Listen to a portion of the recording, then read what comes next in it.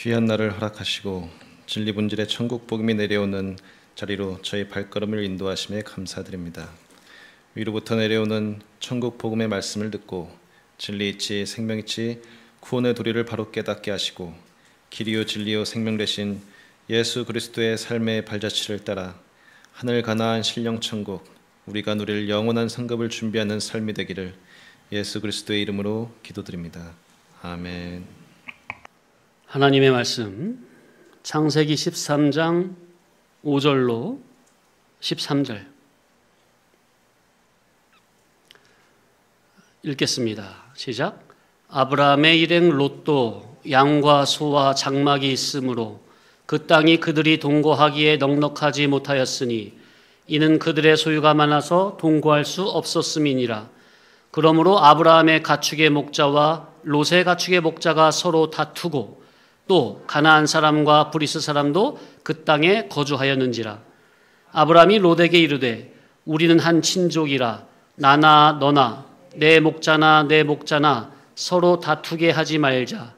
내 앞에 온 땅이 있지 아니하냐. 나를 떠나가라. 내가 좌하면 나는 우하고 내가 우하면 나는 좌하리라. 이에 롯이 눈을 들어 요단 지역을 바라본즉 소알까지 온 땅에 물이 넉넉하니 여호와께서 소돔과 고모라를 멸하시기 전이었으므로 여호와의 동산 같고 애굽 땅과 같았더라. 그러므로 롯이 요단 온 지역을 택하고 동으로 옮기니 그들이 서로 떠난지라.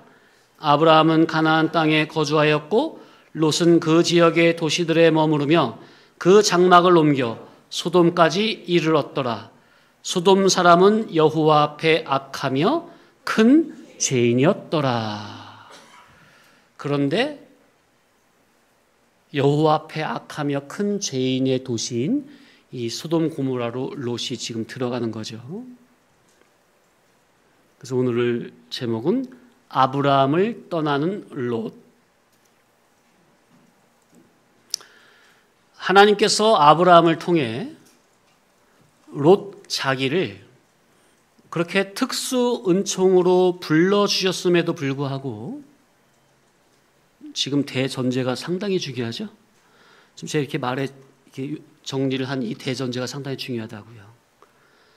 하나님께서 아브라함을 통해 롯을 무엇으로 불러주셨다고요?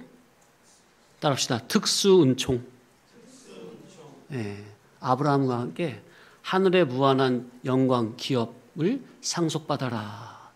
그 창조의 목적대로, 궁극의 목적대로 특수 목적으로, 특수 은총으로 불러주셨음에도 불구하고 롯은 육신의 생활이 편리한 물이 풍부하고 비옥한 요단 지역을 선택해서 떠나가고 아브라함은 가나안 땅에 계속 거주했습니다. 그러니까 삼촌 아브라함을 떠나는 롯의 마음을 보면 숙부의 마음이 자기가 삼촌을 떠나면 그 숙부 삼촌의 마음이 어떠할지에 대해서는 전혀 안중에도 없었던 것 같습니다. 그냥 뒤도 안 돌아보고 바로 기회는 이때다 하면서 가버리잖아요. 어떻게 느껴지십니까? 참 그래서 예수님의 말씀처럼 큰 자가 작은 자를 섬기는 것이지 작은 자는 큰 자를 섬길 수가 없는 겁니다. 이치가. 무슨 말이냐. 롯은요, 오늘날 육신에 속한 자, 그런 육신에 속한 기독자의 전형을 보여주는데 롯과 같이 믿음의 진로 들어가 있지 않은 기독자는 당장 자기 육신의 목숨 하나 건사하기도 바쁜 판이기 때문에 어떤 목숨? 영의 목숨, 육신의 목숨. 육신의 목숨 하나 건사하기도 바쁜 판이기 때문에 그러니까 롯의 그 기준, 가치 판단 평가성은 육신의 생명이고 물질의 이해타산이요 육적인 인인 관계성이 우선이에요. 항상 육신에 속한 사람이기 때문에. 그렇기 때문에 영 위주, 말씀 위주, 신앙 위주, 하나님 말씀 중심이 아니라 항상 자기 육, 생활, 물질 위주로 생각하는 것이지 그래서 믿음 없고 믿음을 못 쓰는 자기로 인해서 목회자의 마음이 어떠한지까지는 생각을 못하는 겁니다. 목회자는 오로지 주님이 자기에게 맡겨주신 주님의 양들의 영혼을 위해 항상 늘 노심초사하는데, 양은 그런 거는 잘 모르겠고 그저 당장 자기 육신적 물질적 이해타산에만 딱 걸려 있다는 거예요. 그러면서 조금이라도 건수만 있으면, 그러니까 롯의 경우는 삼촌 아브라함이 조금이라도 자기의 밉보이거나 실수를 하기만 하면 그것을 빌미 삼아 언제든지 세상으로 뛰쳐나갈 궁리만 하고 있는 거라는 겁니다. 지금 롯의 신앙의 질이 그런 상태예요. 이해되십니까? 지금 롯을 통해서 우리 속에 들어있는 그런 성질, 성분, 요소를 발견하자는 거예요. 자, 롯이 아브라함을 떠나는 그 심리가 어떤 것 같습니까? 예를 들어 그동안 삼촌이 길러주신 은혜는 잊지 않겠습니다만 당장 제 목구멍이 포도청이라 이렇게 결정하게 된 점 정말로 송구스럽게 생각합니다. 이런 걸까요? 아니면 내가 이렇게 삼촌을 떠나는 것은 전적으로 당신 탓이지, 당신이 나에게 만약 그런 말만 안 했더라면, 나에게 그런 이상한 모습만, 언행만 안 보였다면 나는 계속 당신 곁에 있었을 텐데, 당신이 나에게 그런 언행을 보였기 때문에 당신을 떠나가는 것이니 일이 이렇게 된 것이 내 탓이 아님은 아셔야 할 것입니다. 전자일까요? 후자일까요? 참, 그래서 아브라함은 이미 선을 넘고 자기의 손을 떠난 롯을 끝까지 붙들지 않고 안타까운 마음은 금할 길이 없지만 롯에게 선택권을 넘겨주면서 네가 좋은 땅을 선택해서 가라고 말을 한 거예요. 롯에게 선택권을 줬다는 것은 지난주에도 말씀을 드렸지만 이미 선을 넘어 더 이상 말이 통하지 않으니 언제라도 다시 돌아올 기회를 주는 것이고요. 두 번째는 또한 그렇게 자기 손을 떠난 롯을 이제는 하나님의 손에 맡기는 겁니다. 이렇게 하나밖에 없는 피부치, 친조카마저 떠나보내는 영적인 쓰라림을 경험한 후에 하나님께서는 언약을 3차로 확인시켜 주시며 계속해서 아브라함에게 신의적 옳은 믿음을 길러 주십니다. 자, 아브라함이 이렇게 결정을 하여 롯을 떠나보낸 후에 누가 나타나셨다고요? 롯은 지가 선택해서 가버리니까 그 다음에 누가 나타나셨어요? 하나님이 나타나셨어요. 재차. 자, 그러니까 지금 아브라함이 롯과의 이런 상황에서 아브라함이 한 결정이, 그 판단이 옳다는 거예요? 그렇다는 거예요? 옳다는 거죠. 그러니 하나님께서 나타나셔서 재차 언약을 더 확실하게, 명료하게 확인시켜 주시는 거 아니겠습니까? 옳으니까. 그것이 바로 14절입니다. 14절 이하. 자, 시작. 롯이 아브라함을 떠난 후에 여호와께서 아브라함에게 이르시되 너는 눈을 들어 너 있는 곳에서 북쪽과 남쪽 그리고 동쪽과 서쪽을 바라보라. 보이는 땅을 내가 너와 내 자손에게 주리니 영원히 이르리라. 내가 내 자손의 땅에 티끌 같게 하리니 사람이 땅의 티끌을 능히 셀 수 있을진데 내 자손도 세리라. 너는 일어나 그 땅을 종과 횡으로 두루다녀 보라.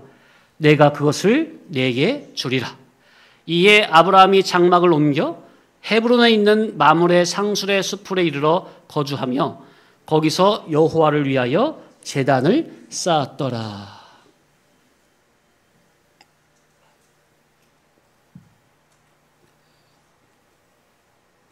참, 롯을 떠나보내야만 하는 아브라함의 마음이 얼마나 아프고 슬프겠어요. 예를 들어서 롯과 아브라함의 관계가 지금 저로 보면은 누구와 관계예요? 희성아? 롯과 아브라함의 관계가 나 목사로 보면 누구와 누구와의 관계야? 롯이 누군지 알아? 누구의 아들이야? 롯의 아버지가 하란이거든. 하란이 누구냐면 아브라함의 친동생이야. 남동생. 이해돼? 아브라함의 남동생이라고. 남동생이 아들이요. 근데 하란 아버지는 죽었어. 하란 땅에서. 죽었어. 그리고 그 조카 하나 남은 거 아브라함이 거둔 거란 말이야. 이해돼요? 그래서 신앙 믿음을 잘 기른다고 여태까지 길러온 거란 말이에요. 그런데 그 조카가 삼촌이 싫다고 도망가 버리네. 세상으로. 더군다나 하나님이 미워하시는 죄악의 도시 소돔 고모라로. 그러니 얼마나 그 아브라함의 마음이 쓰리겠어요. 자식도 없고, 예? 자식도 없고, 그나마 피 붙이는 조카 하나밖에 없었는데, 롯. 그러니까 이제 다음 주 15장에 보면, 아브라함이 뭐라고 그래요? 너를 통해서 이 땅을 주겠다. 약속을 하니까 아브라함이 하나님께 하는 말이 뭐래요? 저의 후계자는 다메섹 사람 엘리에셀 이 종뿐입니다. 왜? 롯도 떠난 마당에 이제 종밖에 없는 거야.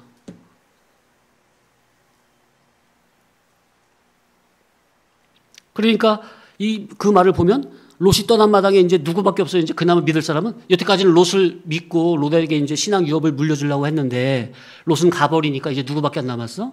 그나마 아브라함을 제일 빼다 닮은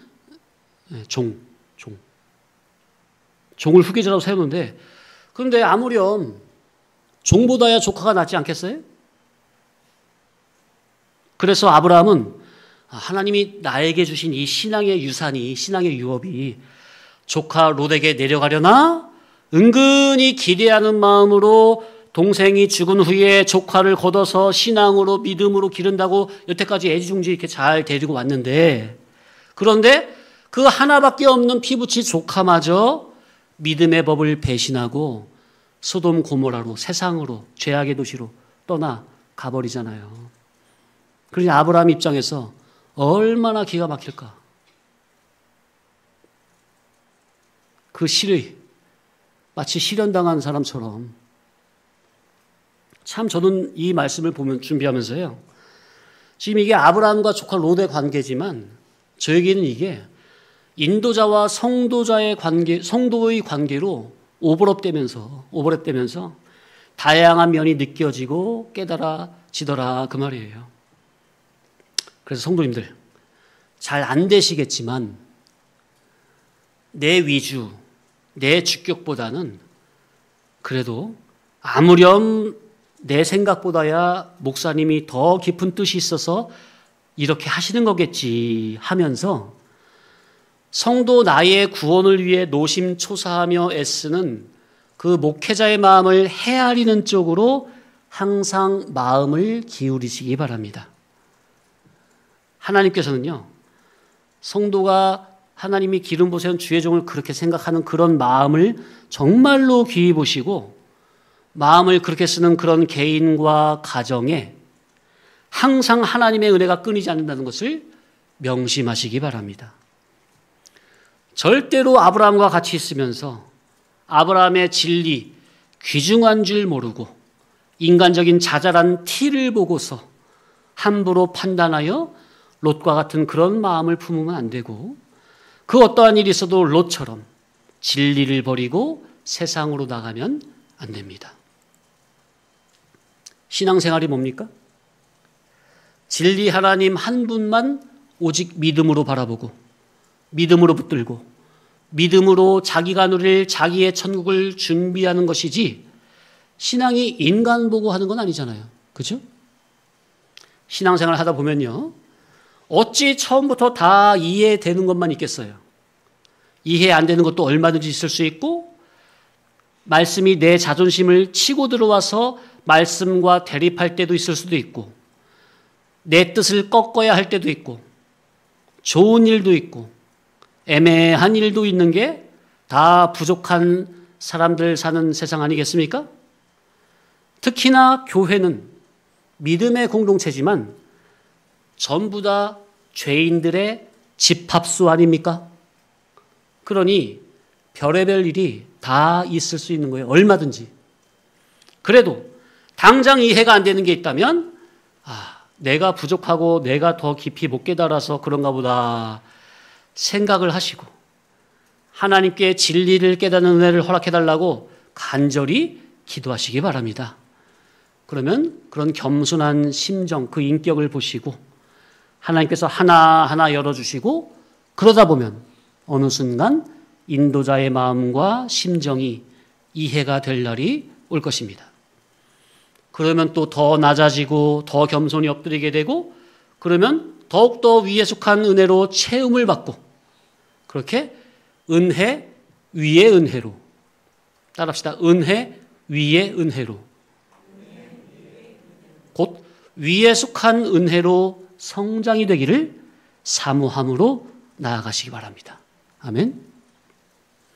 우리의 진리 신앙에서는요, 성도님들이 신앙할 수 있는 모든 이치와 구원의 도리가 매 예배 때마다 세밀하고 면밀하고 조직적이고 체계적이고 치밀하게 다 나가고 있는데 그럼에도 성도 내가 이해가 안 되는 게 있다면 이는 내가 전적으로 아직 깨달음이 부족해서요.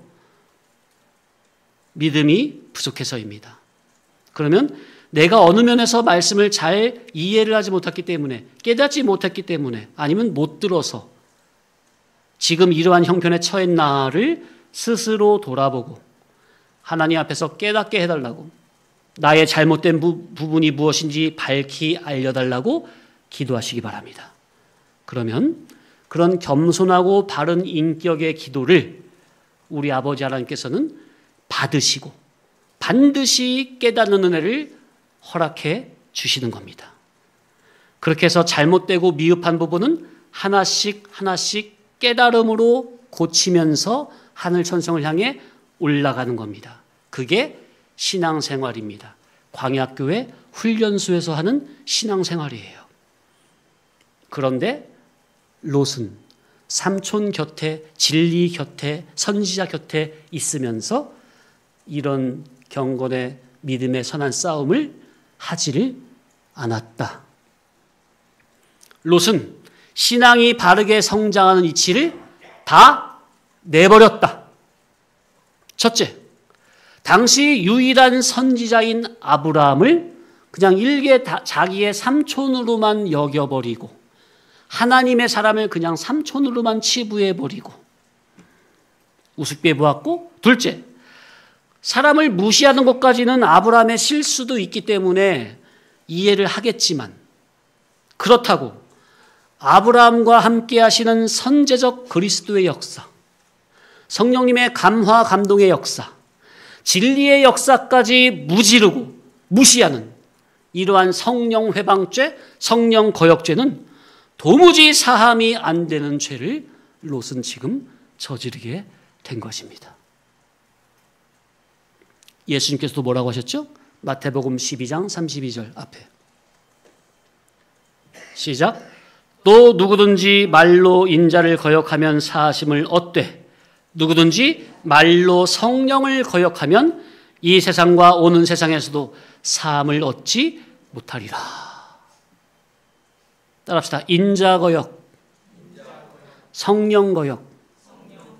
예, 인자 거역은 사람의 그런 앞선 사람도 다 인간이잖아요. 가까이 있다 보면 인간 냄새 나요, 안 나요?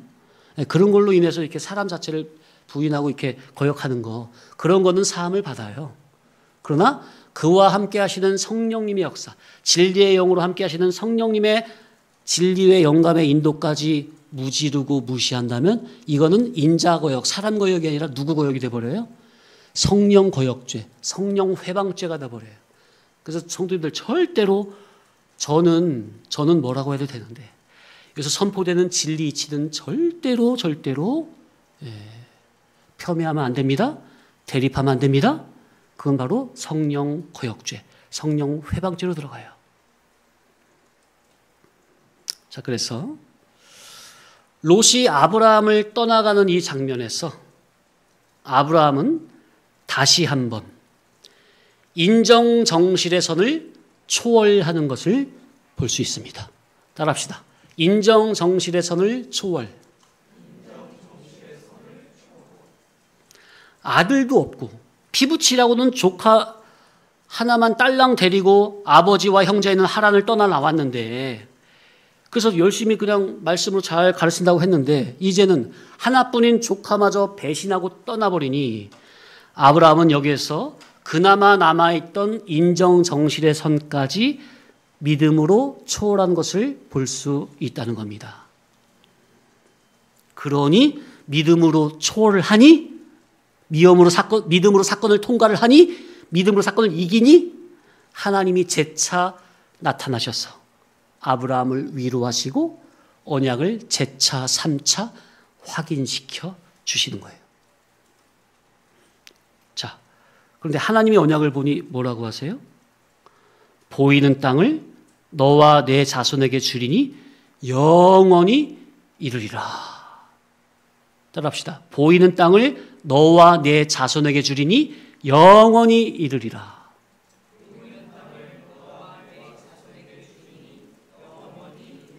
이게 뭐예요? 따라합시다. 하나님의 언약. 하나님의 언약에 애당초 롯이 들어있었어요? 롯이 없어요? 지금 보니까. 보이는 땅을 누구에게 영원히 준대요? 누구에게? 너와 조카 롯에게. 너와 내 자손에게. 뭐예요? 보이는 땅을 누구에게 주리니? 하나님의 언약은 아예 누구에게? 너와 너 자손이에요. 이해되십니까? 너와 너 자손. 너와 너 자손이란 말은 뭐죠? 믿음의 법을 순종하여 따르는 그 신앙의 질, 그 생명의 계대, 그 계통, 그 라인. 이해되십니까? 이해되세요? 그럼 우린 다 아브라함의 허리 안에 들어있습니까? 아브라함이 우리의 다 믿음의 조상이잖아요. 너와 너 자손하면 우리도 아브라함의 자손으로 다 들어가는 겁니까? 근데 롯은 들어가요, 안 들어가요? 안 들어가요. 왜? 믿음의 법을 무질렀잖아요. 그러니까 아브라함은 하나님의 자녀예요. 아니, 롯도 하나님의 자녀죠? 근데 롯은 어디 밖에 있어요, 지금? 예? 언약 밖에 있어요. 그렇다고 롯이 불신자입니까? 아니라니까. 하나님의 자녀예요. 근데 언약 안에 들어있는 정통한 하나님의 자녀가 있고 하나님의 자녀로 돼 언약 밖에 있는 자녀가 있다는 거예요. 그 혼인잔치의 비유로 말하면 예수님의 마태복음 25장입니까? 청함을 받은 자가 있고 그 중에 택함을 받은 사람은 따로 있습니까? 그죠? 청함을 받았다는 것은 다 예수 그리스도의 피의 구속으로 중생된 그 사람은 다 천국잔치에 초대가 되는 거예요. 근데 그 중에 택함을 받은 사람은 뭘 입었죠? 특별히? 따릅시다. 의의 예복. 예복을 입었어요. 예복을 준비했어요. 예복을 입지 않은 사람은 청함은 받았어도 예복을 입지 않은 사람은 어떻게 했어요? 쫓아냈죠? 네. 쫓아떼가지고 그걸 지옥이라고 말하면 안 돼요. 그렇게 말하면 안 돼요. 이야, 참. 그러니까 롯이 떠난 후에 롯이 떠났어. 아브라함을 떠났어. 그리고 하나님이 나타나셔서 언약을 재차 더 확고하게 확인시켜 주시는데 그게 바로 보이는 땅을 너와 내 자손에게 주리니 영원히 간다. 그러니까 여기에는 무슨 의미가 있는 거예요? 처음부터 롯은 아니었다는 겁니다. 이 말을 오해하시면 안 돼요. 그럼 하나님의 예정이 딱 정해졌으니까 인간은 로봇이네. 열심히 할 필요도 없겠다. 그런 말을 하는 게 아니에요, 지금. 롯은 그 신앙 인격의 질이 뭐가? 롯은 뭐가? 그 신앙 인격의 질이 아브라함 너와 함께 영원히 하늘의 영광스러운 유업을 이을 자가 아니었으니 그가 떠남으로 인해서 너무 마음 아파하지 말고 그에게 너무 미련 두지 말라는 겁니다. 성도님들 우리가 여기서 깨달을 게 많아요. 따라합시다. 언약을 이을 신앙 인격의 질.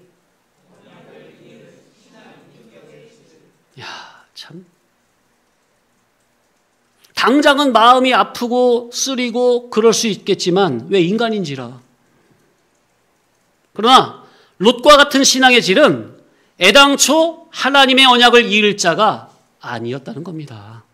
그러니 너무 마음 아파하거나 신경 쓰지 말라는 거예요. 인간 입장에서는 얼마든지 가슴 아프고 쓰리지만, 그러나 하나님 입장에서는 그런 자는 애당초 깊은 언약의 대상이 아니라는 겁니다. 내가 너와 맺은 언약은 롯이나 너의 종 엘리에셀이나 또 앞으로 아브라함의 인부주의적인 그런 실수로 아내의 말을 듣고 결혼한 첩, 하갈을 통해 태어날 그 이스마엘이 아니라 바로 너와 너의 직계자손과 맺을 언약이라는 겁니다. 아브라함의 직계자손이 누구예요? 약속의 아들 누구? 이삭. 이삭은 곧 누구를 예표해요? 그리스도. 독자 이삭은 곧 독생자 그리스도를 예표하잖아요. 내가 너와 맺은 언약은 바로 아브라함 너를 통한 자손에게 주는 거라는 거예요. 이게 너와 맺은 언약이라는 거예요. 사람은 인간적인 면모를 보지만 하나님은 사람의 속 중심에 들어있는 신앙의 질을 보신다는 겁니다. 아멘? 뭘 보신다고요? 사람은 외모를 보지만 하나님 뭘 보신다고요? 속 중심에 들어있는 신앙의 질. 바른 신앙의 질을 가진 그들을 통해서 당신의 언약을 성취해 가신다는 겁니다. 아멘. 그러니 이 말씀을 듣는 저와 여러분은 바로 하나님의 언약을 이을 바른 질의 신앙인이 되자는 겁니다. 이것을 사모하자는 겁니다. 아멘. 이것을 믿음으로 사모한 자에게는 그는 반드시 들어오는 겁니다. 예? 왜? 그가 믿음의 법을 따르고 있기 때문에. 맞습니까? 믿음의 법을 따른다는 건 그가 곧 누구의 피를 의지하고 있다는 거예요? 그리스도의 마다들의 피, 그리스도의 피를 의지하고 있다는 그 정신이에요. 그게 바로 믿음의 법을 따르고 있다는 거예요. 하나님이 그런 자를 절대로 내치지 않고 들이신다 그 말, 들이신다. 아멘? 들이신다. 그러니까 이런 믿음을 사모하시기 바랍니다. 사모하는 자는 되는 거예요. 그래야 한다는 겁니다. 참, 그러니 이 장면에서 깨달을 게 뭐냐. 성도가 어렵고 애매한 사건 환경을 통과할 때 그래도 그런 애매한 상황에서라도 하나님의 말씀을 믿음으로 순종하려고 믿음을 쓰면 하나님께서는 당신의 말씀을 귀히 여기는 그 성도의 신앙 인격의 됨됨이를 저버리지 않고 온전한 신앙 인격을 쓰고자 하는 그 작은 믿음을 귀히 보시고 반드시 보상을 해주신다는 겁니다. 아멘? 뭘 해주신다고요? 내가 믿음을 쓰면 그 작은 믿음을 귀히 보시고 뭘 주신다고요? 반드시 보상을 해주신다. 그러니 하나님은 과연 살아계신 하나님이요? 사랑의 하나님이시로구나. 믿으시기 바랍니다. 우리 성도님들도 때때로 애매한 사건을 통과할 때, 그래서 인간의 생각으로는 믿음을 쓰기가 힘든 때라도 사람의 법이나 도덕법이나 사회법이나 인정정신의 법이나 세상 법을 따르지 않고 그래도 하나님의 진리법, 생명법을 최우선으로 여기는 그 믿음을 쓰심으로 살아계신 하나님께서 더 깊은 은혜로 보상해 주시는 그러한 믿음의 체험을 반드시 경험하시기 바랍니다. 경험해야 돼요. 애매하고 어려운 사건이라도 그럴 때마다 육신의 생각을 따르지 아니하고 믿음을 쓰면, 말씀을 붙잡으면, 힘들어도 고난 가운데라도 말씀을 붙잡고 놓치지 않으면 그 성도 속에서는, 그 성도 심령 속에서는 하늘의 산소망이 더욱더 확실해지게 된다는 거. 아멘? 왜요? 누가 그런 은혜를 주시는 거예요? 성령님이 그런 은혜를 주시는 거예요. 그냥 물 붓듯이 부어주세요. 성도님들 사건에서, 지극히 작은 사건에서 믿음, 작은 믿음 딱 쓰잖아요. 얼마나 하늘에 속한 영광과 기쁨과 그런 감사 찬송을 내 속에서 주시는데요. 감당할 수 없을 만큼 정말 기쁨을 주신다니까요. 믿음을 바르게 쓰면 쓸수록 하늘 소망이 더욱더 내 속에서 확실하게 다가오고 믿음을 쓰면 쓸수록 하늘에 산 소망이 자기 가슴에 더욱더 깊이 박힌다는 거. 아멘. 따라합시다. 영의 생각은 생명과 평안이니라. 반면 믿음을 써야 할 사건에서 믿음을 쓰지 아니하고 세상을 따라가게 되면 하늘에 산 소망은 점점 희미해집니다. 자기 속에서. 따라합시다. 육신의 생각은 사망이요. 예, 그래서 로마서 8장 6절의 말씀이죠. 시작. 육신의 생각은 사망이요 영의 생각은 생명과 평안이니라. 자, 그래서 성도님들도 예를 들어서 지난주까지는 믿음 생활을 잘 해가지고 하늘의 산 소망이 마음에 깊숙이 박혀가지고 아무것도 없어도 하나님께서 위로부터 내려주시는 신령한 은혜가 충만해가지고 기쁨과 감사가 넘쳤는데 주중에 어떤 사건에서 내가 믿음을 쓰지 못하여 넘어지기를 반복하다 보니 어느 순간 내 속에서 충만했던 기쁨과 감사와 찬양은 다 사라지고 가슴이 휑하거나 공허한 그런 경험을 해보시지 않았습니까? 다 있으시죠? 만약 그런 상태라면 하루빨리 깨닫고 돌이키는 회개를 해야지. 자기가 어디서부터 무엇이 잘못되는지는 모르고 그저 계속 반복이 된다면 어느 순간 자기 마음속에서 하늘나라가 믿음의 눈으로 아예 안 보일 지경까지 가게 된다는 거. 그러면 내가 언제는 믿음으로 충만하게 살던 자기가 이제는 아예 세상 위주로 살아갈 수밖에 없다는 거. 지금 롯이 이렇게 세상으로 빠져 들어간 거예요. 그러니까 롯이 자기의 마음에서 일어나는 그런 심리적, 영적인, 정신적인 그런 동작을 감지를 하고 회개할 기회가 분명히 있었어요. 있었다고요. 언제죠? 언제? 회개할 기회가 있었어. 언제예요? 소식이 들려오죠. 목자들을 통해서. 주인님, 예를 들어서 롯의 목자들이 와가지고 주인님, 오늘 양을 치는데 아브라함 그 목자장들이 우리 보러 이거 우리 땅이라 삼촌 땅이라고 주인 땅이라고 너희 저쪽 가서 치래요. 그런 소리를 롯이 들었어요? 안 들었어요? 미리 알고 있었어요? 모르고 있었어요? 다 알고 있었잖아요. 그러니까 그때 자기 목자들과 삼촌의 목자들이 서로 다툴 때 그때 삼촌이 먼저 자기에게 이렇게 해결책을 들고 오기 전까지 기다릴 것이 아니라 만약 그런 일이 있으면 어떻게 해야 돼요? 자기 목자들에게 어떻게 뭐라고 혼내야 돼요? 야 이놈아, 우리가 지금 이렇게 삼촌도 댁에 이렇게 잘 살고 있는데 어떻게 너희들은 그 삼촌의 은혜를 모르고 너희가 감히 삼촌의 목자들과 다퉜다고? 이런 배은망덕한 놈들 하면서 목자들 혼쭐을 내고 삼촌에게 먼저 찾아가서 아이고 삼촌, 제가 제 목자들 교육을 잘못 시켰습니다. 죄송합니다. 하면서 자신을 낮췄어야 됐습니까? 그래요, 안 그래요?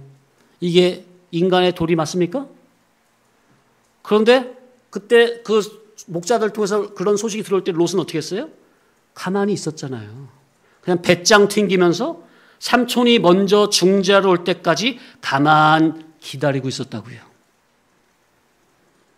그런 신앙 인격의 됨됨이, 심보가 못 됐다는 거예요. 하나님 앞에서 이런 신앙의 인격은 거룩한 유업을 이을 그런 신앙 인격이 안 된다 그 말이에요. 낙제점이다 그 말이에요. 이해되십니까, 성도님들? 제가 지금 롯이 단순히 윗사람을 공경하지 못하고 섬기지 못했다는 그런 인간적인 도덕법을 어겼다는 걸 말하는 게 아니에요, 지금. 그보다 더 큰, 곧 진리 주격의 신앙 인격보다 롯은 항상 물질적 이해 타산이 항상 앞서 있다는 거예요. 진리 신앙 인격의 됨됨이는 그건 뭐 속된 말로 그건 개나 주라고 그래. 이런 식이고 자기에게는 항상 물질의 이해 타산. 항상 돈. 그러다가 삼촌이 먼저 와서 중재를 하면 아이고 삼촌 무슨 말씀이십니까? 제가 잘못했습니다. 하며 삼촌에게 선택권을 맡겼어야죠. 이렇게 롯은 회개할 기회가 얼마든지 있었음에도 롯은 그 회개의 길을 다 뿌리치고 일부러 마음에서 무지른 거예요. 이해되십니까? 롯의 그 심리가? 짓밟은 거라니까. 그냥 욕심의 이해타산을 밀어붙였다는 거. 롯에게 물어보면요, 롯도 나름 할 말 있어요. 무슨 말이냐? 삼촌이 내가 그렇게 하도록 당신이 자리를 깔아줬다는 거예요. 롯 입장에서 보면. 삼촌의 깊은 속뜻도 모르고 잘 되면 내 탓, 안 되면 삼촌 탓을 하는 겁니다. 롯의 그 신앙의 질이 그래요. 그 인격의 질이 그래요. 그러니까 그런 인격의 질은요, 회개가 안 되는 질이에요. 아무리 말씀 들어도, 아무리 진리 들어도 회개가 안 돼. 이거 저주입니다. 성도님들, 이 자리에 앉아서 진리 말씀 들으면요, 자기의 죄인들이 발견되고 발견된 족족 회개가 돼야 돼. 그런데 말씀을 듣는, 깨닫는 재미만 있고 자기는 하나도 돌아보지 않아. 하나도 바꾸려고 하지 않아. 하나도 회개하려고 하지 않아. 이게 바로 롯의 질이에요.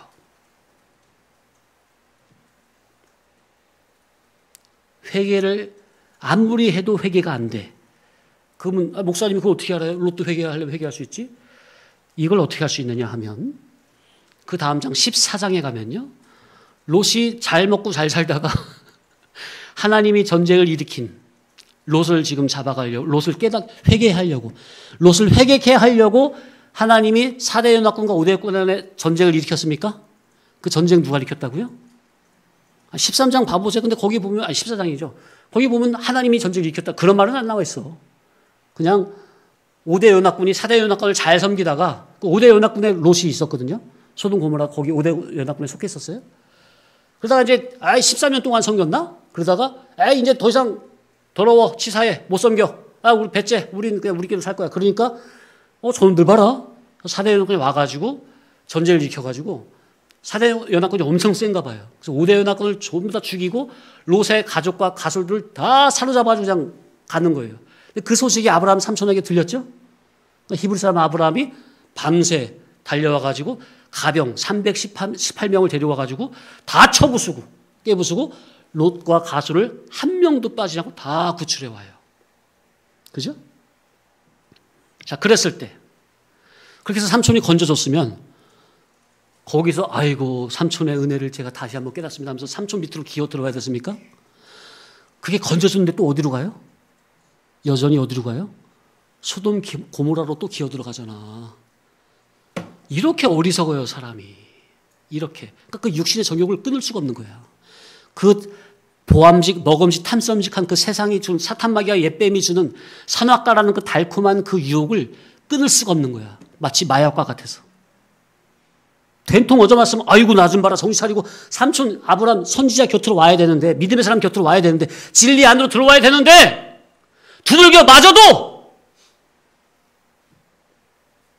세상으로 가버리는 거예요. 그러니까 그런 질은 회개가 안 되는 질이라는 거예요. 그렇다고 롯이 삼촌을 이렇게 두 번이나 떠나서 갔다 해도 롯이 하나님 섬기는 신앙생활을 안 한다는 겁니까? 롯에게 물어보면 롯도 나름대로 한다고 하는 겁니까? 한다고 하는 거예요. 진리 떠나놓고서도 얼마든지 자기도 하나님 섬긴다고 해요. 소돔 고모라에 있으면서도 롯도 기본 칭의가 입혀져 있습니까? 하나님의 자녀입니까? 선지자 그리스도의 구속이 입혀져 있습니까? 그렇기 때문에 베드로서인가 어디서 뭐라고 그래요? 롯이 의로운 심령을 날마다 상하니라. 그게 의로운 심령을 표현했습니까? 그 의로운 심령이라는 것이 노아는 당대의 의인이라 말한 것처럼 그런 의인을 말하는 겁니까? 아니면 기본 칭의적인 면에서 의로운 심령을 상하니라 그런 칭의적인 면에서 의인을 말하는 겁니까? 그걸 말하는 거예요. 하나님의 자녀라고 롯도. 아니 그러면 소돔과 고모라 그 죄악을 짓는 것을 보면서 고통을 느낀다면 얼른 죄악의 도시를 탈출해가지고 삼촌 곁으로 가야지. 그런데 롯은 양심의 가책을 기본 성도로서의 기본 양심의 가책을 계속 받고 있으면서도 계속 하나님이 미워하시는 죄악의 도시에 머무르고 있다는 것.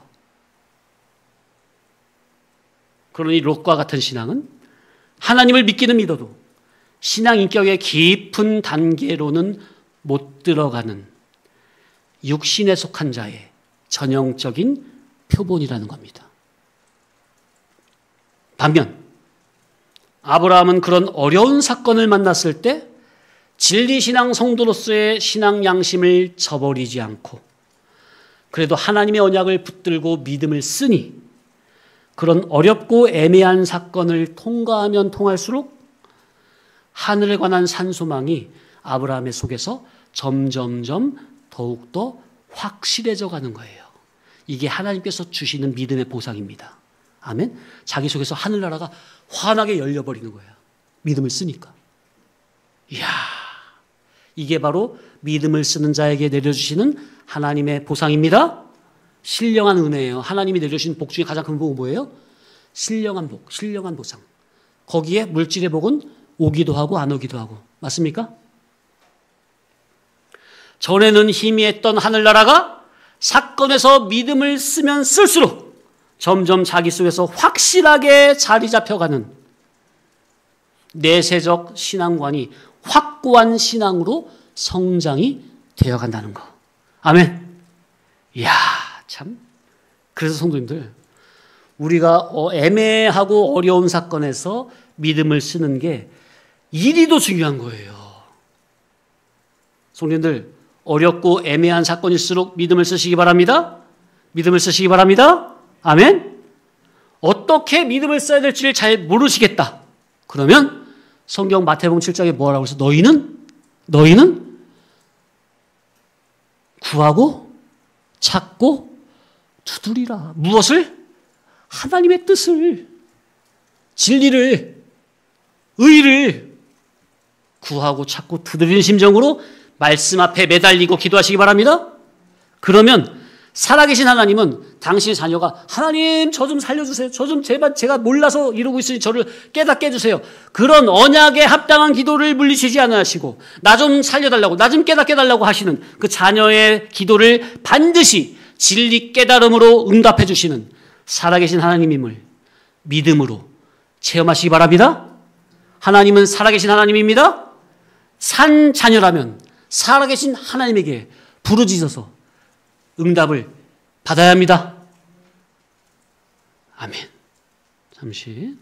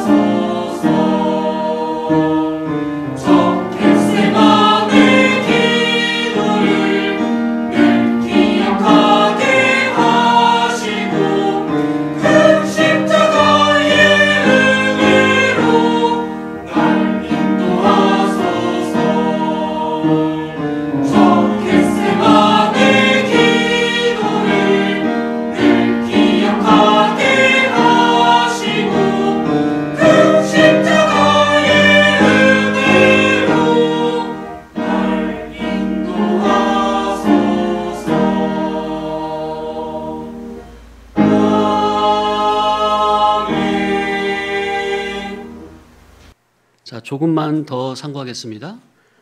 창세기 13장 11절.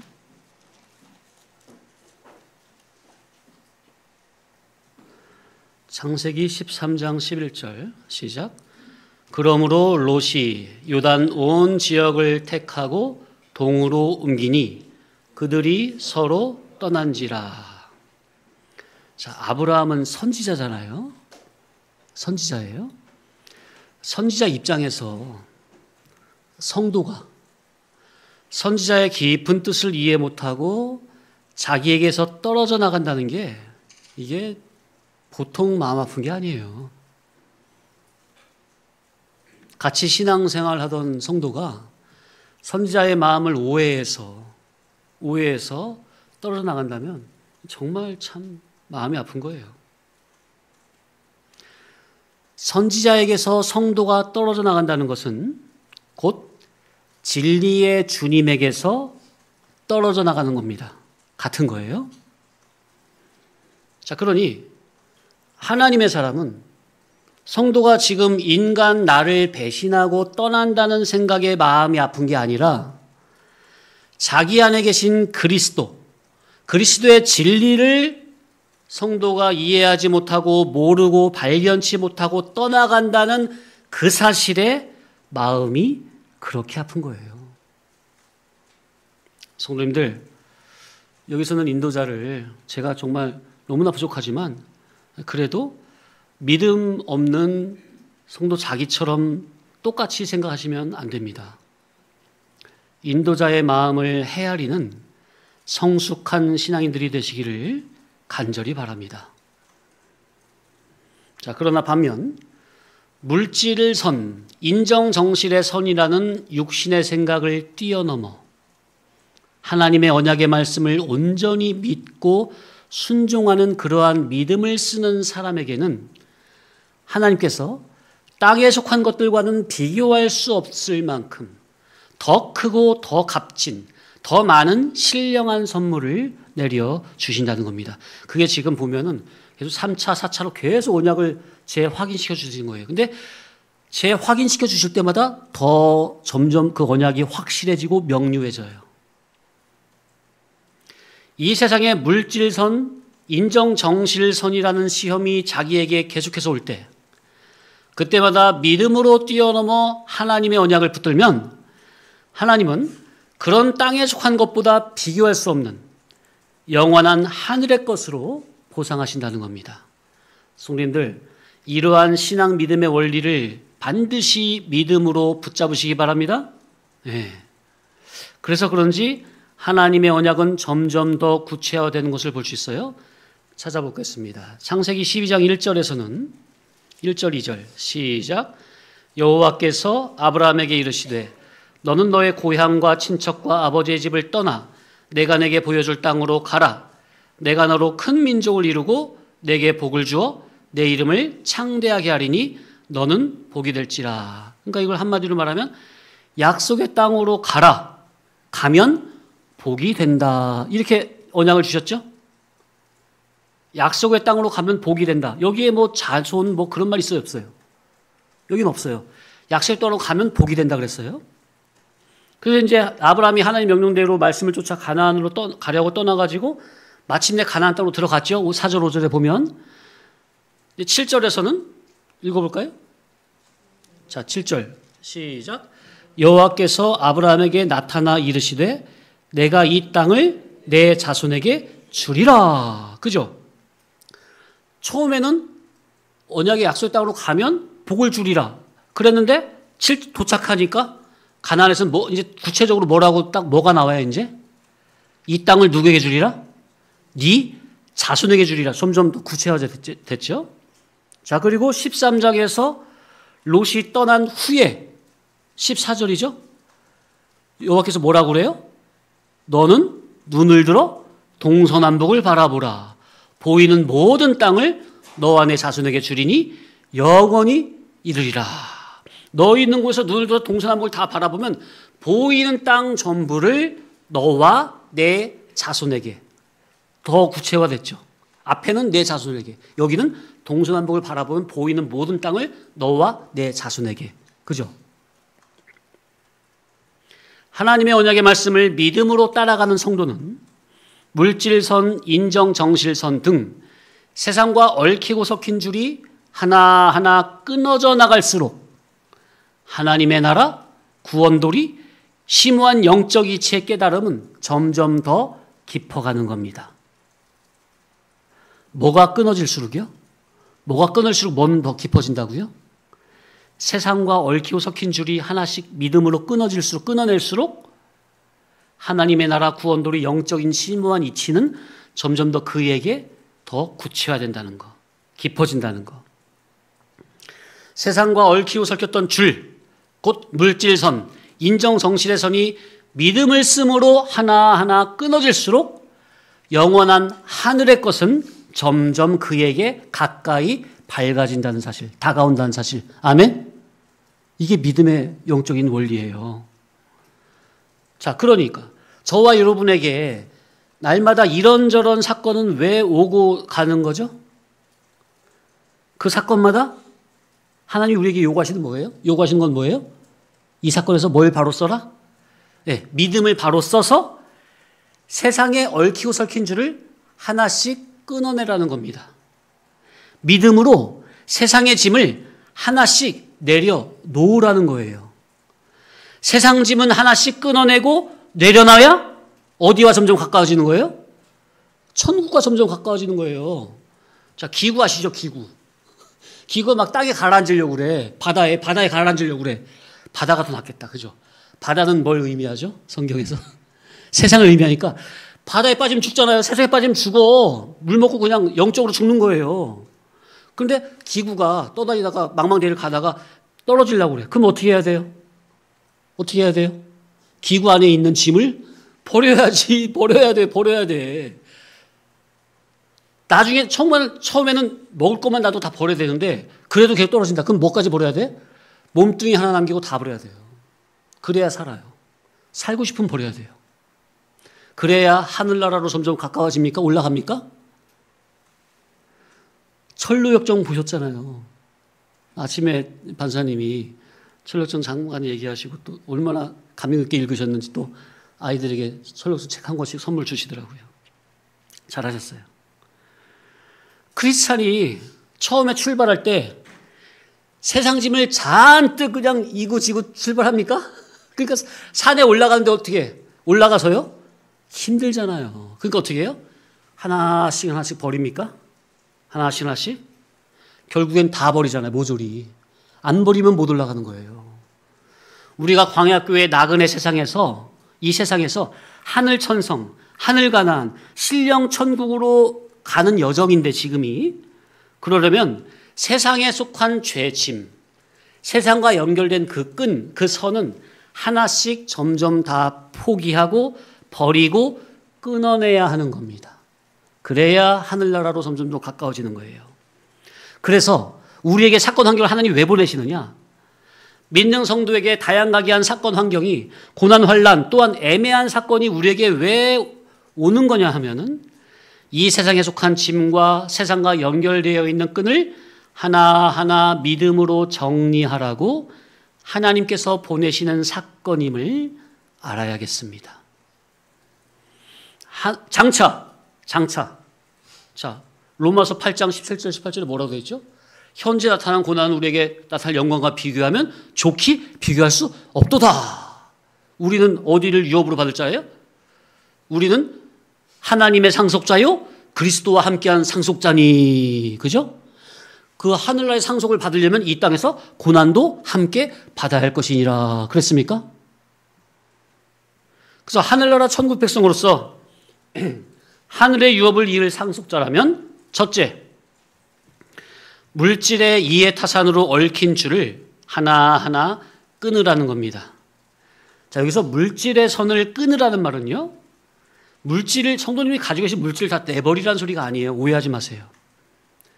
내가 소유하고 있는 모든 것은 하나님께서 천국 준비하라고, 구원운동하라고 잠시 나에게 맡기신 것이니 하나님이 나에게 잠시 맡긴 이 물질을 가지고 육신의 정욕을 위해, 죄악의 낙을 누리기 위해 허송세월 허비하지 말고 구원동 천국 준비를 위해서, 자기가 늘 자기의 천국을 준비하기 위해서 천국의 영원한 것에 하늘에 믿음으로 투자하라는 겁니다. 그러니까 물질의 이해타산으로 되어 있는 너의 사고를 영적인 진리 이해타산으로 바꾸라는 말이 뭘 끊어내고 포기하고 떠나라? 물질선을 포기하고 끊어내고 떠나라는 의미예요. 이해되십니까? 그러니까 한마디로 바꾸라는 거예요. 떠나라는 말은 바꾸라는 거예요. 지금 있는 자리를 떠나라는 말이 아니라 똑같이 계신 거예요. 똑같이 직장생활하고 똑같이 믿음생활 하는 거야. 여기 계시는 건데 나의 가치관을 바꾸라는 거죠. 나의 사고의 주격을 바꾸라는 거예요. 두 번째, 하늘나라 신령 천국 백성으로서 하늘의 유업을 이을 상속자라면, 하늘나라의 상속자라면 부모, 형제, 자매, 자식 간의 인정 정실의 선도 끊으라는 겁니다. 이것도 마찬가지로 그들과의 관계성을 아예 단절하라는 말이 아닙니다. 오해하지 마세요. 그들에게 덕이 안 되는 언행을 하라는 말이 아닙니다. 그들과 그동안은 물질의 일반 도덕성적 개념으로 그들과 관계를 맺어왔다면, 예? 일반적인 부모 자식 간의 그런 정이 있잖아요. 그런 일반적인 육정으로 인정 정실로 관계를 맺어왔다면 이제부터는 신앙 주격, 진리의 이해타산 주격으로 그들과 관계성을 재정립해 나가라는 겁니다. 아멘. 따라서 진리 주격으로 재정립. 이렇게 세상과 이리저리 얽히고 설킨 줄을 말씀 주격으로 하나씩 끊어내고 바꿔갈수록 하늘의 언약과 하늘나라는 점점 가까워진다는 이 대진리를 명심하시기 바랍니다. 예.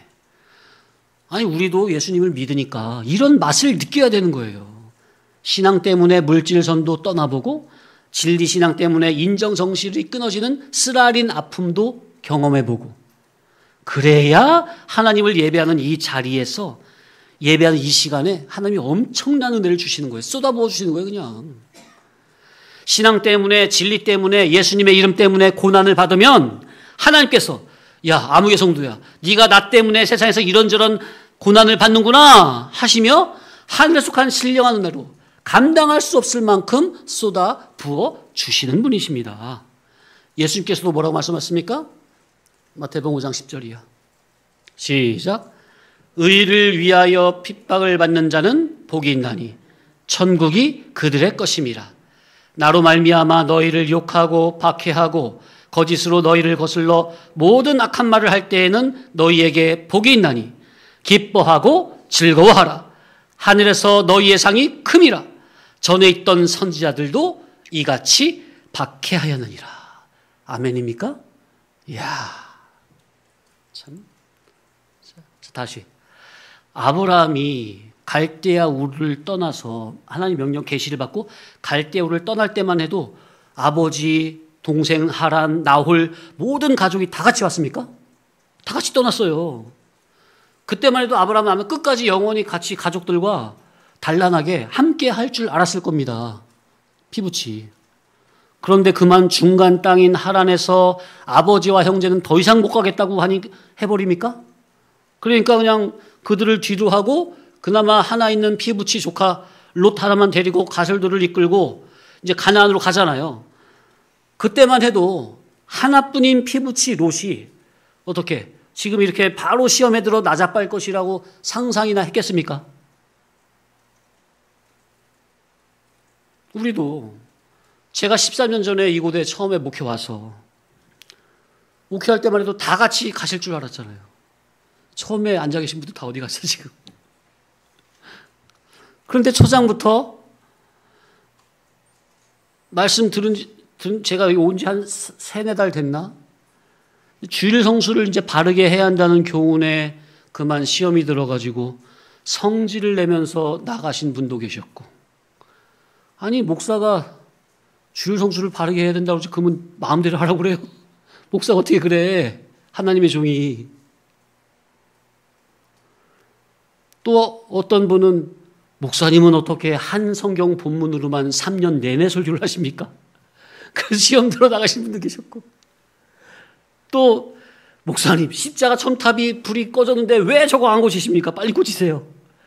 그래서 시험 들어 나가신 분도 계시고, 또 한때는 진리의 말씀에 붙잡혀서 연약하지만 그래도 말씀대로 믿음으로 살고자 애를 썼는데 나이가 어느 정도 차서 결혼할 때가 되니 육신의 정욕을 제어하지 못함으로 그만 결혼을 잘못했어 기독교 안에 있는 불신자를 만나 그에게 붙잡혀 나간 청년도 있었고, 한 6, 7년 잘 듣다가 이야 목사님 이런 말씀 없어요. 여기 교회 말씀이 최고예요. 끝까지 이 말씀과 함께 할 거예요. 그러다가 이런저런 이유로 빠지시는 분도 계셨고 등등. 그분들이 왜 나가신 거죠? 이유야 제각각이지만 결국 하나님의 진리의 음성에 귀 기울이지 않고 자기 육적인 주관성으로 신앙을 하려고 하니 진리 말씀과 자꾸만 대립이 됩니까? 자기 속에서? 자, 그러면 진리의 말씀이 자기 속에 자꾸 대립이 돼. 그러면 그때 어떻게 해야 합니까? 말씀을 버리고 자기 뜻을 따라야 합니까? 아니면 말씀을 붙잡아야 합니까? 자기 뜻을 내려놓고. 그런데 자기 뜻을 내려놓고 말씀을 붙잡으려고 하니 당장 자기를 부인해야 하고 자기 죽을 십자가를 지라고 하니 그런 경건의 훈련은 쉬워요, 힘들어요? 힘드니까. 믿음을 쓰려니 당장 힘드니까, 그러니 말씀 순종보다 순종은 안 하고 진리의 종보고 당신이 바꾸시오 하니 이게 되겠느냐 그 말이에요. 그래서 우리가 가는 이 진리길 생명길은 좁은 길입니다. 아무나 갈 수 없는 길입니다. 그러니 세상에 속한 것은 내 속에 세상에 속한 요소, 성질, 성분 그런 질은 다 버려야만 따를 수가 있다는 겁니다. 그런데 가끔 성도님들에게 사건을 왜 보내신다고요? 아, 내 속에는 세상성이 없는 줄 알았는데 말씀과 대립하는 이런 세상성이 내 안에 있네? 그걸 깨닫게 하느라고 회개하여 버리고 세상선을 끊어내고 하나님께 더욱더 밀착시키게 하려고 사건을 보내시는 거예요. 믿어지십니까?